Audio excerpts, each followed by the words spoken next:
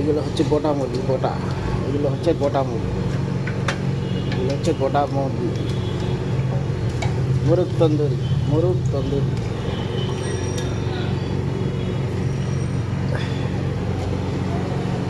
মশলাটা ছান, হাত কথা গেলে থাক, হাতে ছানে কথা,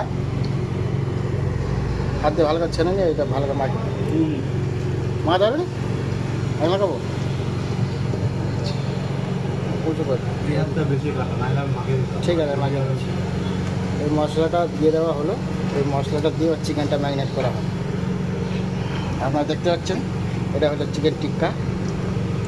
চিংড়িগুলো